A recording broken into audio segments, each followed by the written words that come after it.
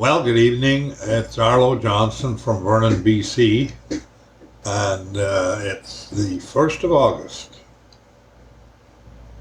and pretty warm day today, 100 degrees.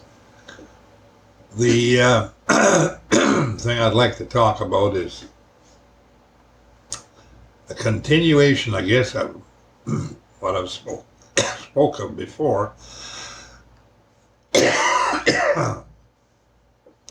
And that is the changing times that I've witnessed in my 90 years, 90 years plus right now, I guess. But anyway, there's been big changes. Right now, we're looking at things going on in the world. Like, they're not really earth-shattering things, but they're boiling. They're happening. Halfway around the world and whatever, but they are happening, and they're starting to happen with more, rapidity than usual, at least in my view. So, what are you supposed to think about this? God says that this world is disposable and it's coming to an end. And there's going to be a judgment. And God's wrath for all the things that his children have done to break his laws are going to have to be dealt with. And that's the judgment. Because, whether you believe it or not, doesn't change anything. I prefer to believe what God says and what Jesus Christ says. It took me a long time to get to that point. But now I do. That's who I trust. I don't trust anyone else, and I suggest you shouldn't either. Because the proof of that is right in front of you now. The whole operation, mode of operation right now in this world seems to be to lie and to just lie. Like, there's no truth hardly. It's very little. I mean, you might find it in some places by just checking it yourself. But I talked to an old friend of mine today. Actually, I think he's 94. He lives on this little farm. He's retired there. He's a well-off guy, but he's retired, living on a riverbank, and he's still there. His kids bring him stuff and put it in the deep freeze, and that's all he lives on. Or, I mean, could, but that's what he does. His wife died a couple of years ago. But anyway, I phoned him today, and just as an example, is he gets talking about things. What do you think about this Kamala Harris in the States, running for president? Well, I said, I don't think very much of that. Oh, I think she's very good. They're saying she's this, they're saying. I thought, here we go again. Here's a guy, he could be 90, he could be 19, he could be 29, he could be 59, doesn't seem to matter. People have no idea how they are misled and deceived. Jesus Christ said the last thing he said when he rose from this earth and said to all the people watching him go, slowly rising up and leaving, he says, don't be deceived. Now that doesn't mean that people aren't going to be deceived, but he's warning them. He's giving them a warning to not be deceived. In fact, don't believe everything that people tell you. And he basically did say that I am the life and the truth and the way. You don't come to the Father or anything except through me.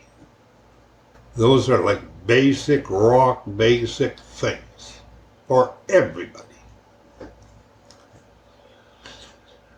Now, the world we're living in right now is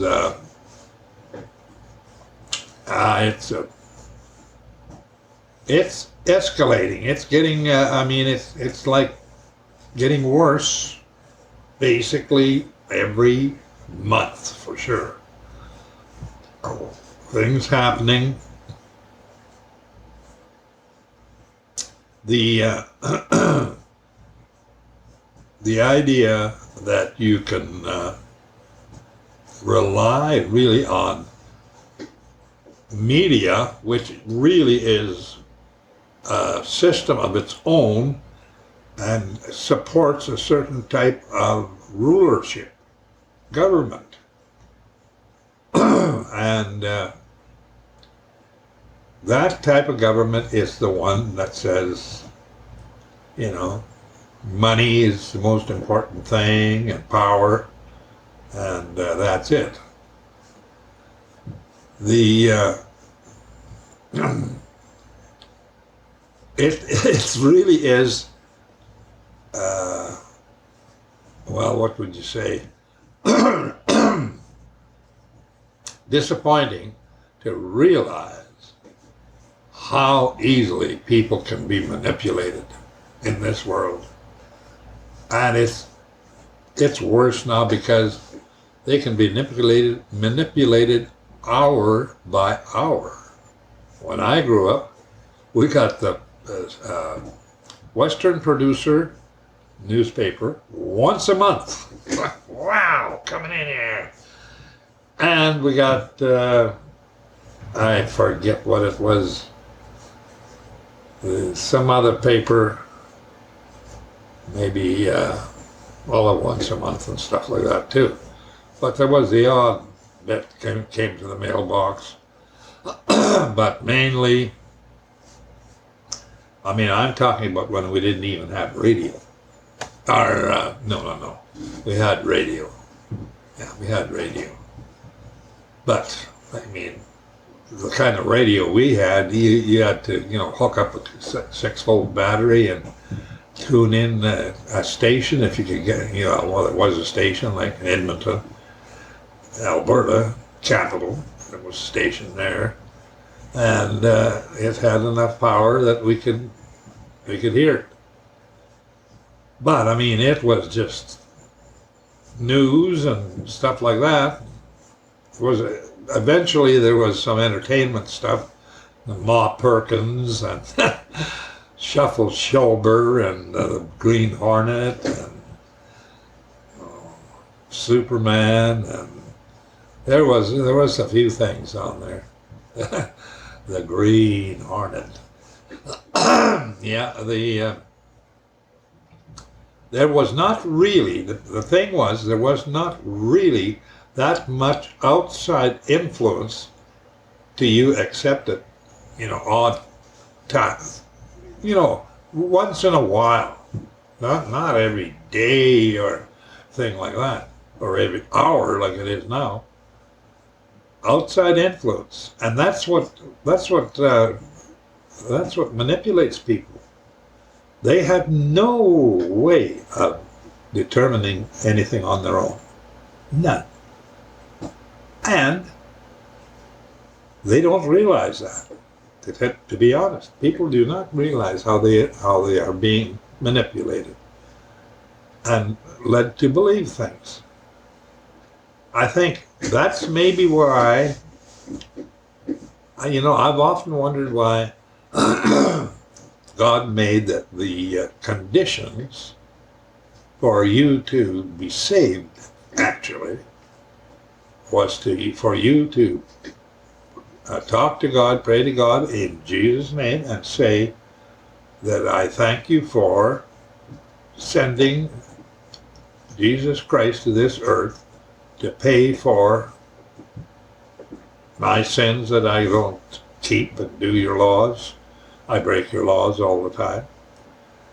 And why it wasn't determined by works or money or anything else, but it just was dependent on belief. If you believe that Jesus was sent by his Father here to die in my place. Now, how many people actually read the Bible or study enough to know that God determined this before time began, before there was a world, before there was anything? That the Father and the Word agreed that the Word would become flesh and would die for the sins of the people that God was going to create, his sons, and that his sons would not be able to keep his laws, so therefore someone had to pay the penalty because his law is holy. It cannot be changed. In other words, he would have had to kill all his sons for the sins, because that not keeping his laws, the penalty of that is death. There's no changing that. So Christ agreed to die in our place so that God could develop sons, and many sons. Now, I don't know how many people realize that or think about that. I don't think, that the amount is that great.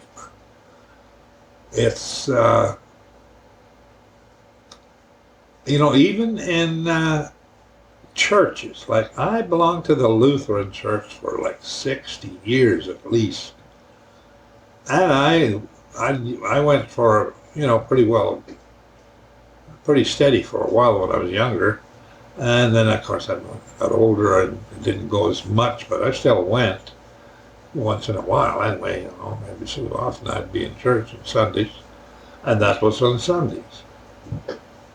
So, I didn't pay attention to the fact that the Lutheran Church was basically Catholic light. It was an offshoot of the Catholic Church, which it was. And not once did they talk about, things like that. That God had to die for everyone because of that. They'd talk about Easter and all of that. They celebrate that. They celebrate Christmas. God never said to celebrate Christmas. Jesus never said to celebrate that. In fact, all the celebrations that we do are not required by God or Jesus. They're heathen deals. The real ones are his. That he has certain days of unleavened bread, I guess there is, and what is it? The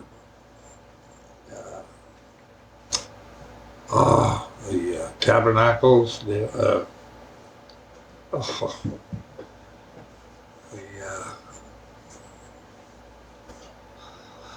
I can't forget that. I have to think about that.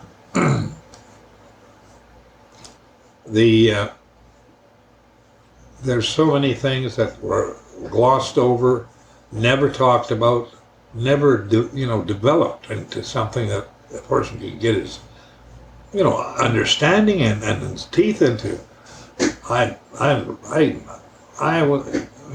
disappointed that all my life that's what happened, and I was just believing in just fluff things that didn't matter at all, and traditions and all that stuff, and things that were wrong, and I innately knew they were wrong. Somebody would die in our family or something. I remember when my uncle died, his sister, he had, 4 sisters, and they were in the church, and they were boo-hooing and putting on a big sobbing deal. And the preacher, and that was saying, well, he's in a better place now. He never went to church that I know. He poo-pooed the church. He didn't go to church. He didn't, as far as I know, he never talked about God or Jesus at all, which was too bad. I didn't realize it at the time because he was a favorite uncle of mine. We'd go hunting a lot. And he was a jolly, fun guy all the time. He died when he was 63, quite young, diabetes. And so, it seemed like I was lacking. I mean, I went to church from the time I was 9 years old and drive my buggy to Sunday school on Sundays on my own. And I never thought anything of it. I just drove my buggy with others for nobody else did, but I did. And I'm amazed that that it didn't bother me. I mean, I didn't think anything of it. It was 2.5 miles to church, and it was Lutheran church there too, and Sundays. And later on, it took me a long time to realize that there was something had to be wrong here, because if I opened the newspaper on Friday, and the Friday newspaper had all the church pages in it, well, it would be one full page of church here in Vernon, and so-and-so's at 10 o'clock, so-and-so's 11 o'clock, etc., etc., etc., and one in there would be for Saturday, Seventh-day Adventist church. They had a pretty big church in town here. Anyway, I never paid no attention to that until I was about maybe at least 80, I would say, 75 or 80. And I started to think, what is going on? Is there any Christians in this town or tall? They all say they are. They all worship and go to church on Sunday. That's the day of rest. And the Bible says Saturday is a day of rest. And they say they believe the Bible. Yes. But they don't worship on the day that Jesus said. So what is that? What kind of religion or belief system is that? And I started thinking about that. So I guess it's been a couple of years. When Friday night comes along, I realize that it's now a Sabbath day. And that goes on for 24 hours. And I sometimes go to a Seventh-day Adventist church out of town here. It's a little country church. One of the reasons I go there is because it's a nice little country church. Reminds me of the church I went to as a young guy at home. I don't belong to them or anything like that, but I like going to them once in a while. And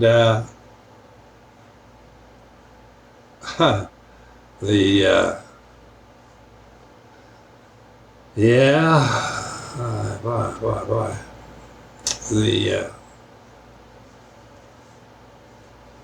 Well, I'm kind of at a loss here, but okay, we'll start something else here. Is the rate of the way things are going, which I mentioned earlier, is accelerating. I'm quite sure of that. And it makes me wonder, global warming, I poo-pooed that idea pretty well, because what I poo-poo about it, I do believe that there is a change in the weather on this planet. It's getting hotter. But it's not caused by you and me. God has determined that this is going to happen. And what gets me is that the governments and these groups of people who are mostly, a majority would be non-believing people. They could be, uh, you know, uh, Sunday Christians or something like that, but they don't believe in anything. The thing is, they say that we've got to change, we've got to save the planet. Now, that's a big lie in a way, and I think it's basically a satanic lie in a way. Who's trying to Satan is trying to influence all the people who are doing this, and I think he's being very successful at it. And the thing is, that's just an absolute impossibility to do that. If God is determined that this is going to end, and we are now getting into situations that are lining up to become, well, I think there only will be one last war, and it's lining up for that. And all this time, the world has been against Israel. Now that's a funny thing. That little tiny sliver of a country, and you look at the big map of the world, and they all want to destroy it, get rid of it. God says that it's his land. That is his personal land on this planet. And the Israelites are his family. The family of Adam. The whole book of the Bible is wrote about one family, and that's the family of Adam. It's not wrote about anything else. And I sometimes think it has big repercussions. And I'd like to talk about that in a little later, the repercussions of that. Because the secret to understanding the Bible, I believe, is that you have to understand what it's about. I mean, it is about the story of Adam's family on this planet, the creation of Adam, God's son.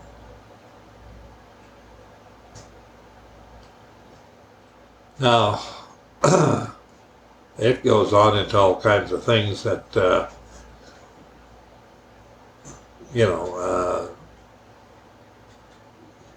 I talk a lot about things about the white race. Like, where did they come from? I've determined where they come from, in my mind, unless somebody can show me different. The repercussions of this whole deal is so, well, it's so earth-shattering to me that I didn't know any of this till I was maybe, I don't know, 80, 85, or even an inkling of it. Some of it I've just actually, I shouldn't say discovered, but it didn't become aware I wasn't aware of it until the last couple of years. I've been there all the time. It's like the book of Revelation. I don't think I ever heard it opened or talked about the whole time I grew up, or anything. I don't know why. I guess the Catholic Church or the Lutherans don't like talking about that. But the stuff in the book of Revelation, which is the last book of the Bible, which is the last message Jesus Christ gave to this planet, won't be any more. And he says that anybody who changes it will suffer greatly, or anyone who adds to it. has certain rules, that's for sure. But the things in there, are amazing. For instance, the size of the city of God that he said, I go to prepare a place for you so that you can be where I am. Now, that's what he said. In the book of Revelation, it describes that place. That's the city, it's called the city of God. 12,000 stadia, square and high. 12,000 stadia converts to about 1,500 square miles. I never realized that the size of that city wouldn't even fit in the United States. If you took it from the Canadian border, it would hang over into the Gulf of Mexico. Now, that's one thing. Oh my, that's a big thing. I realized that, blah, blah, blah. The next thing I realized is that I didn't realize it. A couple of guys came up with this, and somehow, I don't know, they sent me, or I got a hold of their theory and whatever else. And I mean, they had drawings and calculations and stuff, and they showed that this city of God was too big for this planet. I mean, in my 90 years, nobody ever talked about that to me. And it is. If it came down on this planet now, due to the curvature of the Earth, there's supposed to be a gate on each side, or 3 gates on each side. There's 12 gates for the 12 tribes of Israel. Go figure that out. Anyway, those gates, 3 gates, would be 75 miles off the planet's surface due to the curvature of the Earth. So it can't come down on this planet. But God says, I'm going to judge the world, and there's going to be a judgment, and the tribulation, and in 1,000 years, Jesus is going to be on this, running things on this earth, and he's going to be it's going to be kind of cleaning up the system and the mess and the people and the believers and whatever eventually. And then it says this earth is going to be destroyed by fire. And he says, I create a new heaven and a new earth. Now, God never exaggerates. He never exaggerates one iota. What he says in like 2 lines can fill a library. But what he says is, that's how powerful his words are. So,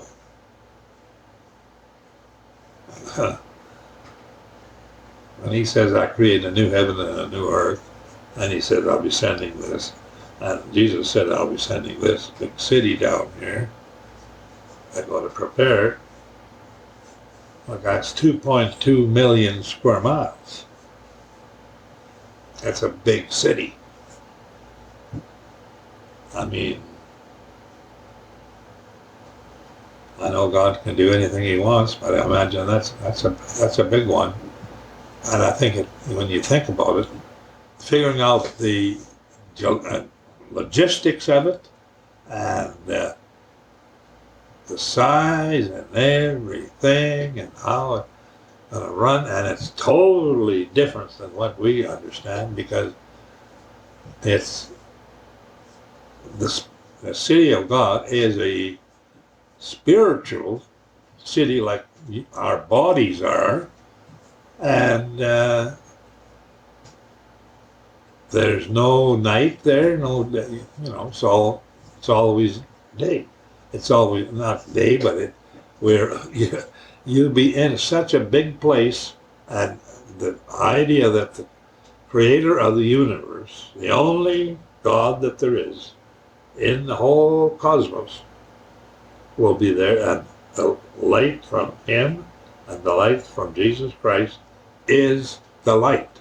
There's no sun or moon or anything like that. It's a different type of light, and it would be a pure light. And I mean, to contemplate that is like, you know, wishful dreaming, whatever. You could dream all you like and it'll be 1,000 times short. But the idea that we're going to rebel against that, and they won't say that they're rebelling against that, they just say that we've done it. You know, Elon Musk says we will eventually have to go and fly to Mars and, you know, rebuild Mars. What a stupid idea. That's a stupid idea. The idea is that we can do these things. Well, there's some of the things that it's possible we could try to do, but I